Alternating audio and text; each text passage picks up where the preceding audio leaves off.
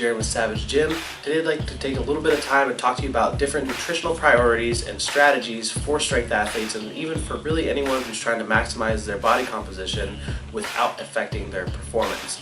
Now, I don't want you to expect any kind of revolutionary new information, because as with much of the training advice that I give, this is going to boil down to several common concepts that are behind all of the successful nutritional approaches that are being marketed. And what my goal is hopefully to show you that rather than picking the differences between these programs and discovering those as being the one key thing that you need, really the beauty lies in the simplicity and in being able to draw the common successful traits of all the different nutritional approaches that you can take and boil those down into something that you can use and pick and choose what works best for you. Now, I'd like to thank Dr. Mike Israetel and Nick Shaw of Renaissance Periodization for originally creating the chart that I'm going to be using as a reference point, as well as providing a really good, succinct, and very in-depth overview of this type of information. If you're looking for a great nutritional resource, I highly suggest picking up a copy of the Renaissance Diet, because it will cover in much more detail than I'm capable of doing a lot of the information that I'm going to go over today. Now, with nutrition, I like to use a hierarchical approach towards changing behaviors. And so what I mean by that is, if you have never done any kind of structured nutrition program, the last thing you need to be worrying about is how to time your carbohydrates around your training and what supplements you need to be working on. Because there are bigger bottom tier priorities that we can attack and get a lot larger return for the effort that we put in. If you have typically just kind of eaten whatever, then where you need to start is by tracking your total number of calories, so that way we can count it. If it isn't counted, then we can't quantify whether or not it's successful. Now, with this hierarchy of priorities, the first thing that we want to look at is going to be your total number of calories. Now, with regards to wanting to change your body weight or your body composition, in general, we need to be in a surplus of calories, or eating more calories than you're expending with your activity to put on weight, and we need to be in a deficit of calories if you're trying to lose weight or drop body fat. This one principle is the most important of the entire pyramid of priorities. Now, calories are not everything. This is not to say that you can eat, up to your calorie budget of Twinkies and expect to live a long, healthy life. But with regards to changing body composition or losing weight, this is going to have the largest impact on your success. This also means that if we can at least account for your total number of calories, that will get the ball rolling in the direction that you're trying to head as far as making positive body composition changes. So what I typically recommend for someone creating a new diet plan is to track your calorie intake over the course of a week and count up what those daily averages are. From there, we can get a good idea of whether you are gaining or losing weight, and what a rough idea of the calorie range is that you're doing that at. Everybody's going to have a little bit different metabolism, and so by really taking a look at what you're already doing and counting that, that's going to be the best way to get an accurate view of how many calories you're expending over the course of a week. And we can average that out to the day. Once we've accounted for your total number of calories, then we want to take a look at your macronutrients.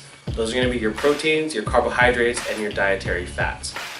Now, in general, we want about anywhere from 0.8 to 1 gram per pound of protein per pound of body weight.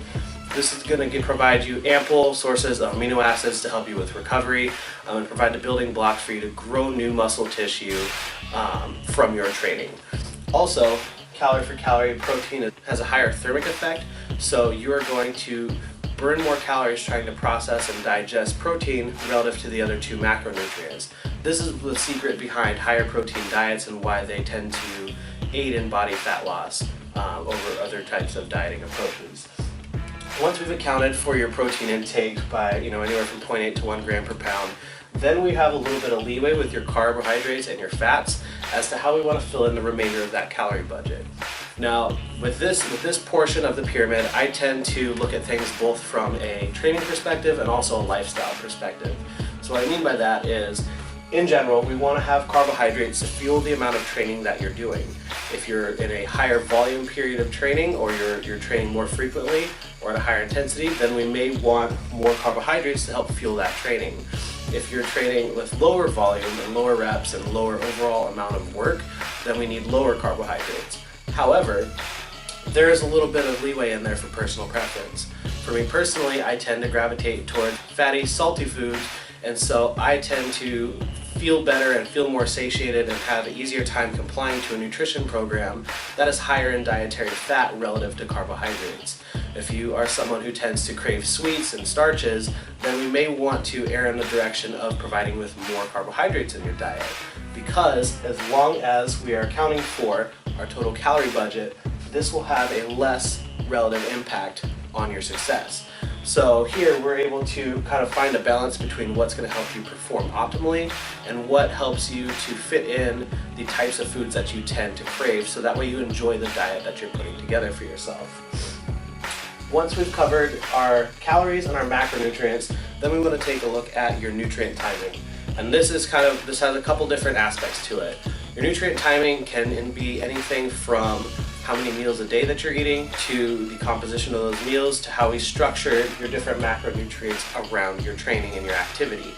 In general, we want to have more carbohydrates around times of training or times of activity to fuel that activity, and we want less carbohydrates in the meals further away from training or on the days where you're not training.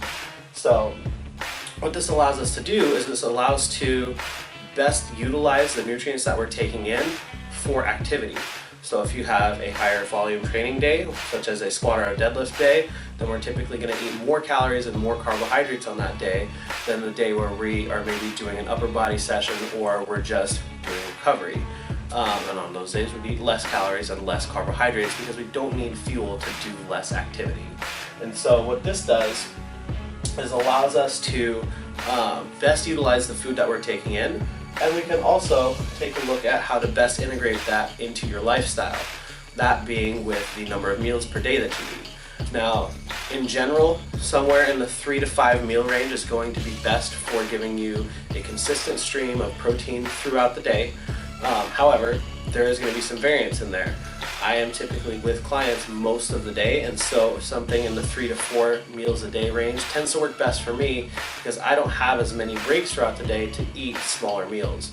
I've personally done everything from 1 meal up to 10 per day, and have not noticed a significant difference in results based on the meal frequency. The main difference being that I have a harder time going, more than 5 hours without eating. And I don't think that that's necessarily optimal either, which is why I tend to suggest 3 being the bare minimum for your number of meals. Either way, what you want to do is pick a meal frequency that is sustainable and that fits with your lifestyle, rather than trying to arbitrarily pick 6 meals a day or 8 meals a day because you read that it was optimal. If 6 to 8 meals a day sounds great on paper, but you can only do it half of the time, then clearly that's not going to be the most sustainable plan for you. The next thing up the tier is going to be your food composition. Now, I tend to take a little bit different approach or a little bit different belief on this, in that I feel that the quality of food that you eat is directly tied towards your health and longevity as a productive human being. However, in the context of changing body composition, where your calories are coming from is of significantly less importance than these other pieces of the pyramid. What this means is that your body is not going to recognize that if something is genetically modified versus organic and hold on to body fat because you did not eat paleo. Your body, after a certain point, does not utilize the nutrients differently to a large degree. And I'm trying to mince words a little bit because I do believe that focusing on whole organic foods is going to be the best way to go to both lower inflammation and, in that case, help with recovery from training and live a long time. Eat healthy shit that ate healthy shit. But in general, this is of significantly less impact to your overall success in changing body composition than paying attention to your calories, your macronutrients, and how you time those things. At the very top of the pyramid is going to be supplements. This is going to be probably the final 5%. 2 to 5% of your success, but it's a conditional 2 to 5%. This piece up here will only affect your progress as long as these other pieces are here, and that's why I like to work from the bottom of the pyramid up. Now, if you're familiar with any of the different nutritional approaches that have been marketed over the past 20-30 years, what's different about them is they take one piece of this pyramid and they use it to market their program on, pretending that that one key difference is the secret that's been missing from all of the other nutritional approaches. If we look at something like carb backloading, where basically as long as you don't eat carbohydrates during the day and you eat them primarily in the evening, nutrient timing, then that is going to be the key to maximizing body composition. If we look at something like the zone diet, where as long as we're eating within certain percentage ranges of our macronutrients, then nothing else matters and we're going to lose weight. If you look at something like the bastardized versions of the paleo diet, which focus solely on food composition and say as long as you eat grass-fed, free-range, organic, or like a caveman ate, then that is going to be the key to losing weight, and none of these other things matter. Or there's the banana diet, or there's whatever, it really doesn't matter.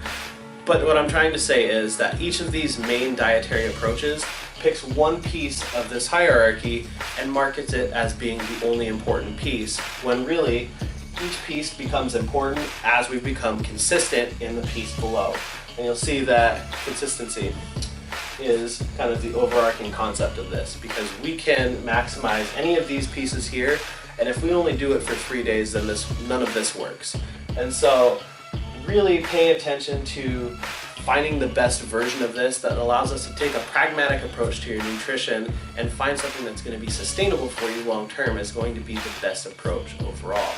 And then it will be something that you can do consistently over a long enough period of time. Because nutrition, as with strength training, is a marathon, not a race. And so what we want to do is find something that allows you to have the great amount of success with the least relative impact into your lifestyle and do it for the longest period of time. Now, I hope this video has been informative for you and that you've gotten some good information and can hopefully use some of these priorities in this pyramid to put together a sound nutrition program for yourself. Again, if you need a great resource, I highly recommend checking out the Renaissance Diet by Dr. Mike Israetel and Nick Shaw out of Renaissance Periodization. I hope you enjoyed the video, and as always, be sure to check out the gym's website at www.savagegym.com.